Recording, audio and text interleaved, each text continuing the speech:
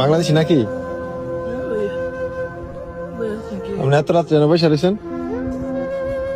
এই তো ভাইয়া থাকার জায়গা নাই, থাকার জায়গা নাই। আজকে অনেকদিন হয়েছে বাইরে বাইরে ঘুরতেছি। আমি আজকে 3 মাস হয়েছে সৌদি আরবে আসছি।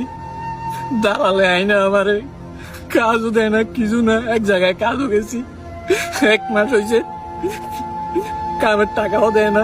এখন একজনের রুমে থাকতাম, খাইতাম, বার করে দিছে ভাইয়া। এতদিন আমি রিয়াতে ছিলাম, এখন চলে আসছি এখানে। আগামা টাকা আছে নাকি? আকামা দেয় নাই, দালালে বলছে 3 মাস পরে আকামা দিব। 3 মাস পার হয়ে গেছে, এখনো আকামা দিছে না। তো খাওয়া দাওয়া করছেন রাত্রে? না ভাইয়া, এই দেখেন আমার কাছে 5টা টাকা ছিল, তো সকালে কি খাবো?